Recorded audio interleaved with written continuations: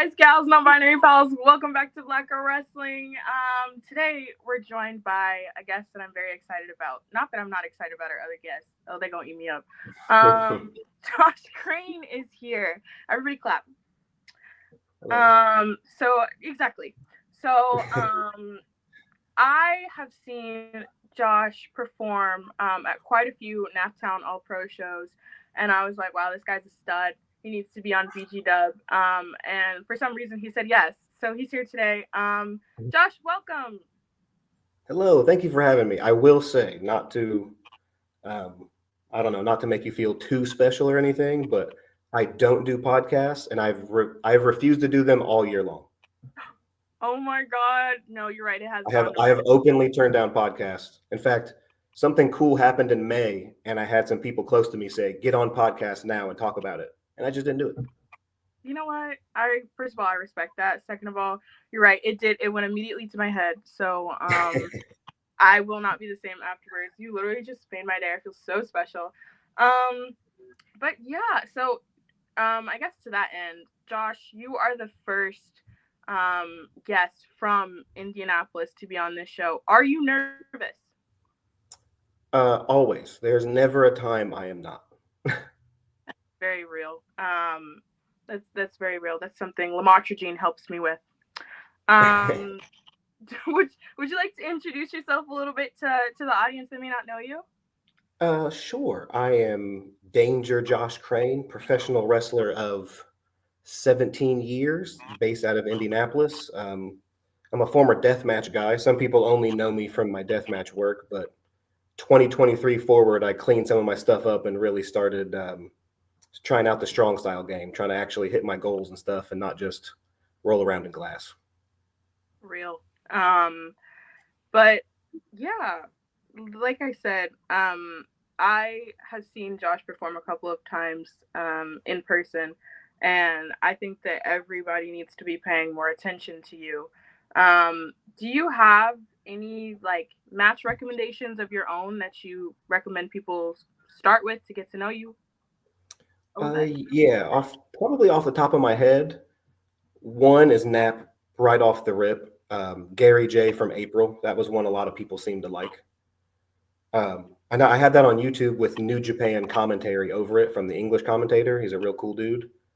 Another one that I have personal pride in is myself and Eric Dillinger from England. It was August of last year. It's like kind of hardcore, but it really is like all of what Josh Crane's about. A little bit of weapons, a little bit of technical, a little bit of strong style.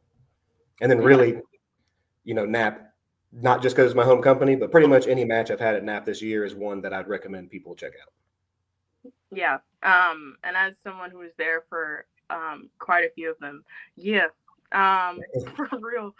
Um, First off, I have to ask, how do you feel about your upcoming title match that you have against Isaiah Broner, who has obviously been the Naptown All Pro champion for Forever. forever. Um, how are you feeling? Do you feel ready? Do you feel like it's game day? Are you locked in? It's one of those things where I'm like, I've wanted this match to happen for so long. And I think 2023, we were in the match together for the title, and we only saw each other for like 5 seconds.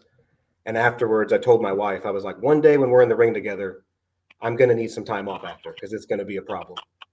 And now that we're here, I'm like, all right, time to face the music. I better be close to the best I've ever been. Yeah. Um, yeah, that's a bad dude. So going into that match, yeah, do you feel like your mentality has shifted a little bit? Um, do you feel like you're ready to become the next Naptown All Pro champion? I would like to think so. I feel like the start of this year, I really started thinking, Nat being my home company and me wanting to like represent the company, I need to start being the best version of myself. And every month I felt a little bit closer. And I was wondering if we were ever going to get to this point. And now that we're officially to this point, I'm like, all right, let's rock. Yeah. So I have to ask, right? As someone also from Indianapolis, it's always cool to see performers who are from here, doing some of their best work around here too. I think that for a lot of folks, you're very synonymous with wrestling in this city. So I'm gonna take a second and just we're gonna 317. What are some of your favorite parts of Indianapolis? So this one might be, I was talking to a friend the other day who moved out of Indy about this. This one might be slightly weird, but I've always loved Okay. that we're not like the biggest city in the world, but definitely from like north side to south side, east to west, you can find like any type of person you can imagine, and every single person has like a crazy story.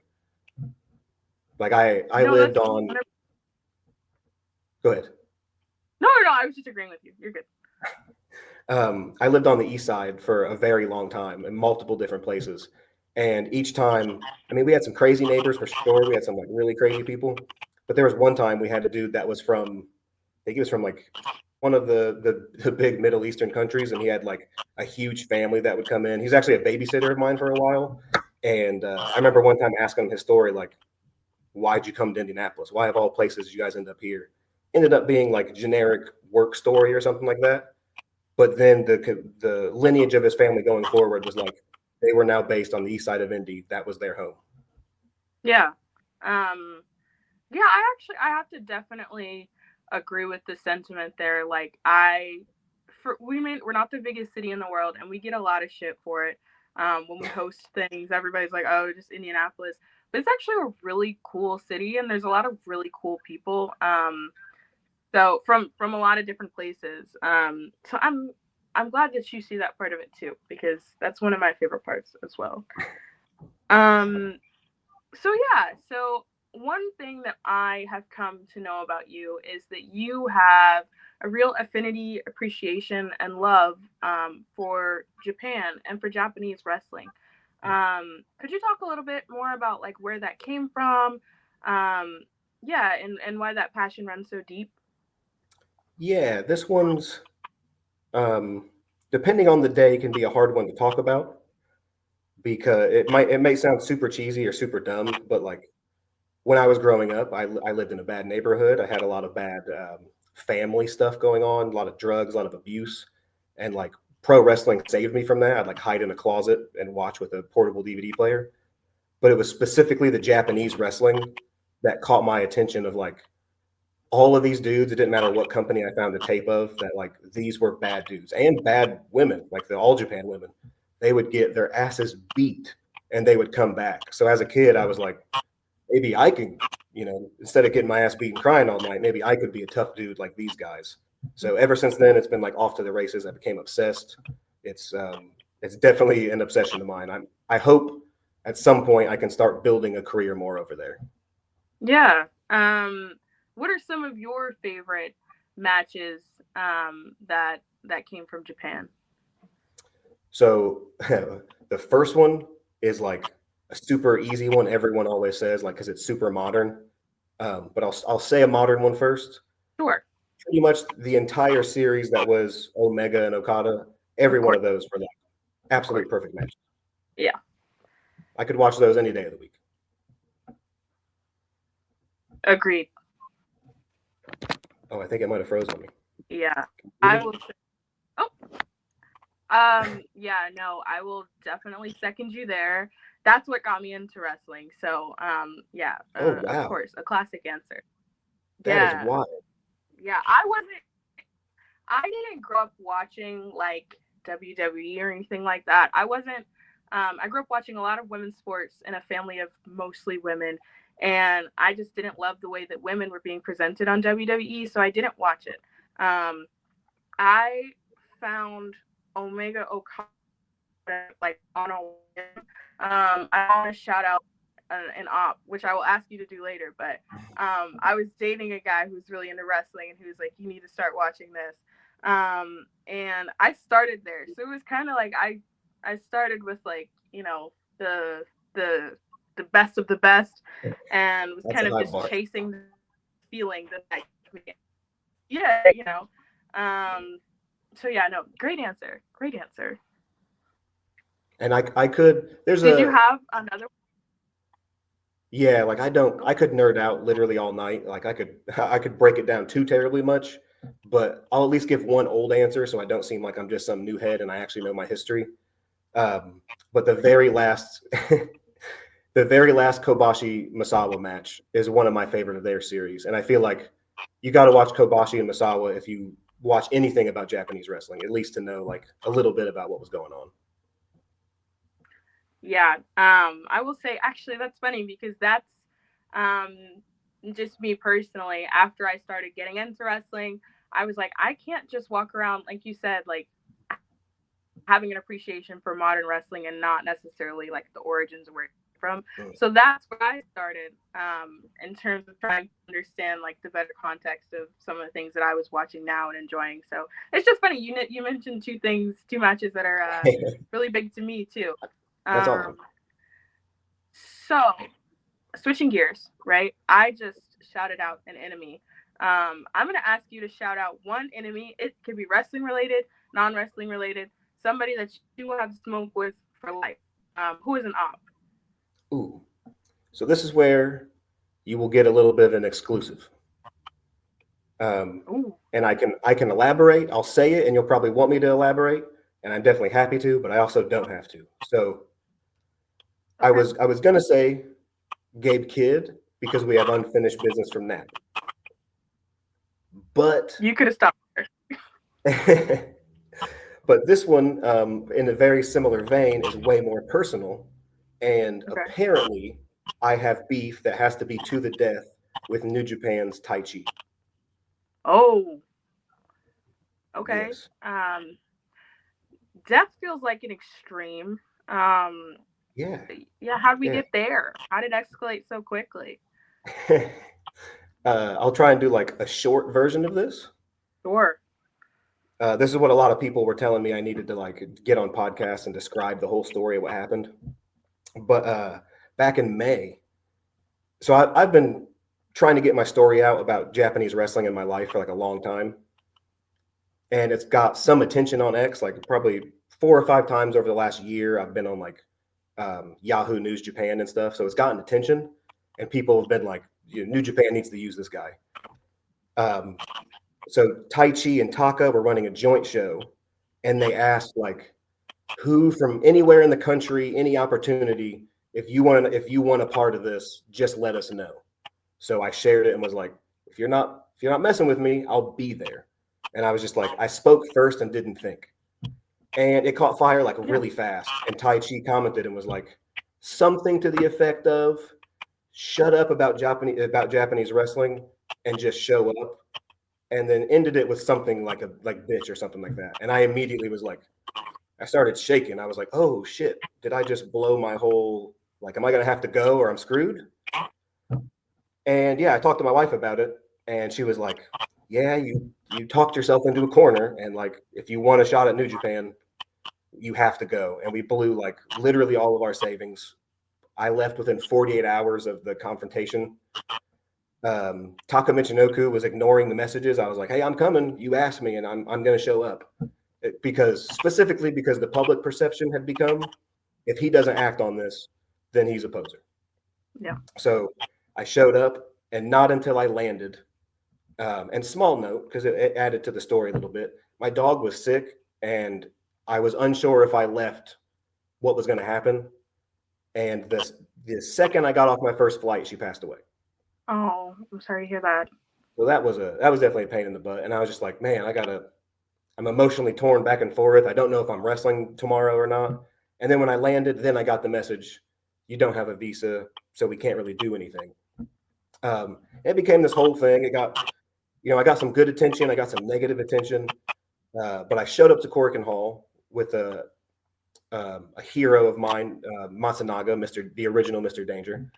He was like, I'm going to tag along with you so people know you're legit. And I didn't get anything, but I stayed, watched the show. Taka Michinoku messaged me after, hey, let's have a chat. Maybe meet freaking Tanahashi. Maybe we can start talking some stuff. And I was like, awesome, let's go. I'm waiting all night for the show to end. I go and say hello to him. He's being kind of an asshole, not gonna lie. But I'm like, I'm still here chilling. I got to meet Zack Sabre, so that was like a real cool thing. After we have a conversation, he's like, everyone is pretty much leaving. we have to go do another show, or like Cork and Hall has to do another show, meet some of these other people standing around, but then you got to leave. And I was like, awesome. He asked for a picture, so I thought that was a good sign. Met Yuji Nagata, a couple other dudes, and then they said, you got to bounce. Within a half hour, I had probably 50 or 60 fans messaging me saying Tai Chi was on a YouTube stream, saying I buried myself and my dream of New Japan is never going to happen because I didn't say hello to him. When Taka specifically told me, we can't find Tai Chi, just leave. Like, who knows where he could be in the building? And we were like, if you say so, sure. But apparently he took that personal. I even tried to reach out to him a couple of times. He just never said anything. If any, I think he even made another video about how stupid I was. So I was like, I guess we got beef now because I take that personal. No, I get it. I would too. No, that's crazy. It's wild. I don't even know if I should be saying this publicly, but at least it's out there because he's not answering messages, so maybe it'll get to him somehow. I'm like, hey, if he's going on those YouTube streams and talking crazy about you, like, That's a good point. But no, that's insane. We're on your side. At least I am, because that's crazy. It was a rough one. But yeah, no, I appreciate you opening up about both of those things. Gabe Kid will always be an op of mine too, if that helps. Awesome. But yeah, so I have a fun question to ask you. Well, I don't know if it's so fun. What's the largest animal you think you could defeat with your bare hands? Wait, are you a vegan? No. Okay. I will say, oh my goodness, I just moved my body and my entire hip cracked. I hope the audio didn't pick that up. That'd be really gross. No, you're good. You're good. So I was originally going to say, like, it's hard to think of, like, I know I'm super violent in the ring, but like outside of the ring, I'm almost a pacifist. I can't think of anything violent. And even if I raised my voice to my sisters, I'd cry at the end of the night being like, why would I raise my voice? But I would like to think like the caveman manliness in me is like, if I was on the most vicious animal I could probably take is probably take, you know what I mean? Probably. Okay, yeah. Some sort of mountain lion. And I'm talking it's life or death. I have to fall out this mountain or elbow drop this lion like in the skull or something like that. In reality, it'd probably tear me apart, but I'd like to think sleeper hold, 1, 2, 3, we're done. But I think that's a reasonable answer because sometimes people get on here and they have like, you don't think that you could take like a lion. Like that's outlandish. Mountain lions are smaller, like, and they're more likely for you to like encounter them, I don't think that that's crazy. And I think you have to answer this question with a healthy sense of delusion. Like, I think I could take a bear. Do I have any fighting experience? No. Have I ever encountered a bear? No. But I think I got it. That's half the battle, really, is thinking you've at least got it. Exactly. And then when it doesn't work out like that, I always picture it like in a Hunger Games kind of arena. Did you ever see the Hunger Games? Yeah, I love those movies. So like a Hunger Games. Me too. Wait, so follow-up question. Were you Team Peter or Team Gale? Was I what? Peter or Gale? To be honest, I just said I love the movies, but it sounds like I don't know anything. Which characters were these? It sounds so familiar. Okay, so Gale. No, oh, you're good. So Gale was like Katniss's best friend from the hometown. Okay. And then Peter was the guy that went in the games with her. And so people were like choosing, Peter or Gale. Yeah. I was definitely Peter, and to be honest, mostly because I just liked his character. I was like, my wife was the opposite. She was not a big fan, and I was like, I vibe with this dude. Like, I feel him. Well, but it makes a lot of sense. You kind of the way you just described your own personality is kind of similar to Peter. I hated him. Because I was like, I'll be damned if I'm going to the Hunger Games and trying to keep myself alive and I had to keep your bitch ass alive too. That's crazy. So, I struggled with that. But at the same time, Gale was a war criminal that killed her sister. So I don't know if I would go with that either. Yeah, I don't think I would go against that too. But I just meant to add the context of like you'd be facing this mountain lion in like a enclosed arena, so it wouldn't have like the ability to like you know jump off something tall and like get you. Like it's Mm, just in this yeah. mountain lion. Does that change anything, or is that still what you're going with? Uh, yeah, probably. The mountain lion's done, probably for sure. You know what? Hell yeah. Um, Game over. game over. But we won't be doing it. But if you had to, of course. Um, Yeah, any mountain lions listening, I'm not really gonna do it. You don't have to yeah, worry. we want all the smoke. Bears, mountain lions, pull up. You know where we are, Indianapolis. Um, but yeah, so kind of getting to the end of this, unfortunately. So what do you want? Well, actually, I have to say before I even get to that, seeing you wrestle, like I said, very impressive. But you do distinctively have some of the loudest chops that I've ever heard in my life. Truly, it's like a little bit like sometimes you watch wrestling, and you're like, okay, that was cool. I every time that you chop someone, I feel it. That's So awesome. is that something that you pride yourself on? Was that something that you focused on even when you were doing death matches, or is that relatively new? Yeah, that was for whatever reason, striking was always like my thing. So even in death matches, I was always like, I'm the striker guy. And then when I started doing, I mean, I always did regular wrestling too, but when I really started focusing on my regular wrestling, people were like, your elbows and your chops are disgusting. You should keep doing these things. And I was like, it's because I watched so much Japanese wrestling. I always wanted to be the dude that did elbows and the dude that did chops. So yeah, then it just kept like progressively getting more and more like it's not like I trained for him. I was just like, if I'm going to be in the ring with this dude, there's not going to be that thud chop that slips off his chest and makes no noise. I'm going to chop through the chest. So Uh, yeah, it's a statement. yeah, and I can confirm. Yeah, can confirm. It's a little bit crazy to hear in person. I recommend that folks go check it out. I Um, surprise myself that sometimes. There was one at the last show that I hit, and I was like, damn, that was me. that was crazy. Um, yeah, no, that was one of the reasons I was like, you need to come. I really want to talk to this guy because what the hell. Um, but yeah, so kind of with that, like I guess you've mentioned the ways that your style has evolved, even just in the past couple years. What are some emotions that you want people to feel when you wrestle? Hmm.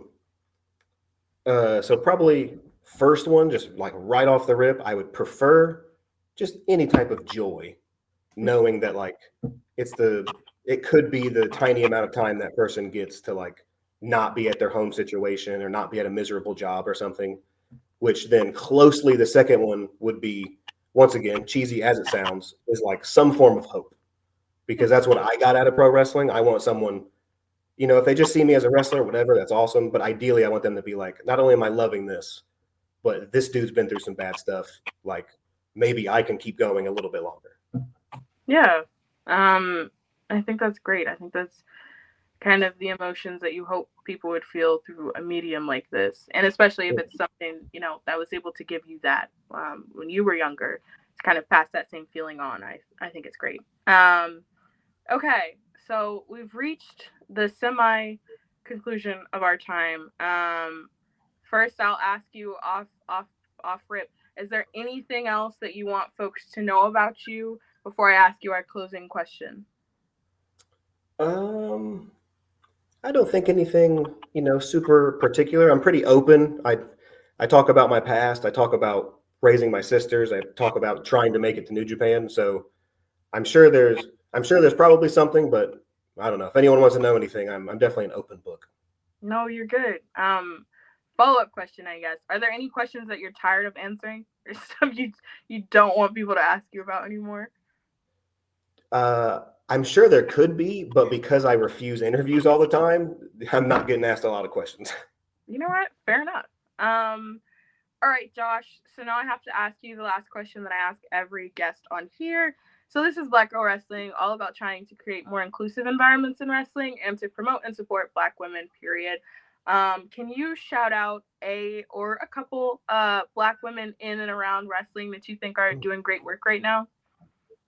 Yeah, I've got two. One of them's close to home, and one of them's a big picture one. But the first is Yeti from Nap. We're Great. not even like super close. We only like say hello every now and then. But she works closely with my wife and Jay doing Nap stuff, and it's like every single time I see them doing something, I'm like, man, this person is like working harder than Jay Rose over here, making sure like all these things are going smoothly. I couldn't even imagine, like, I show up and do the wrestling, but to do all this other stuff and make sure it's running smoothly, that's an impressive task, Absolutely. especially at Nap. Yeah, for sure. And then the other one, this, this is going to be a problem here. It's going to be a double-sided. One, it's a huge shout out. We're bordering competition though, Okay. because I have 8 belts at the moment, and I'm shooting for that number 9 in a couple of weeks. I can't Uh-oh. help but look for inspiration at Mercedes Monet. Every single week, she's winning a new belt. I mean, it's awesome because it's revolutionary for women's wrestling. She's like doing stuff females have never done in general, like across the world. But on the other hand, there's this. I try to be relatively humble. I hate to talk nice about myself, to be honest. But Do it. Jay from Nap was like, I'm gonna start calling you Ultimo Crane, and I was like, well, don't do that because Ultimo Dragon's the man. I can't compare. And then she just started doing it against my will. So I thought I'm gonna roll with this. I'm gonna say in my entrances, Jay calls him Ultimo Crane, and the next week we go to it might have been the week before, but we went to Wrestle Dream, and they were like, now entering the ring is freaking Ultimo Monet or something like that, and I was like, damn it. She's got all the belts. She broke the record before me, and now she's also Ultimo Monet. So Yeah, that's probably a tough pill to swallow. We can get creative. We can think of something else. But yeah, I don't know. I 8 belts is incredible. If I were you, I would maybe, yeah, I would not bring that up so much because she might come after you next. I know I'm actually. I thought about posting and tagging and being like, maybe get a little rub off of her just even mentioning something on the internet. I think you should. Why not? I might have to. Shoot or shoot, Josh. You're too talented to not. Um, but no, I think those are both great answers. Kind of on different scales, but just kind of show how important every aspect of a professionally wrestling show and presentation can be. So, no, great answers. Thank you for coming on the show. I really appreciate it. Where can folks check you out? Where you finna be at? Yeah, plug your stuff. So I'm relatively active on Twitter and Instagram at jcrane317. And I'm active on Facebook too, but if you're a fan, don't be a weirdo because that happens sometimes. Uh, I've got Nap is probably the sole focus that I have for November. I have a couple other shows, but Nap November 9th at Upland is like the show. Probably I say it's one of the biggest matches in Nap history. I could be wrong, but it feels like one of the biggest No, fights you we've ever are. put on. You're right. You're right. So yeah, that's the one. If anyone wants to see, good wrestling in Indianapolis, that will be the day. That's that on that, folks. Josh, thank you for joining us. I really appreciate it. And we will see you soon in the future for sure. Yeah, I appreciate it a ton.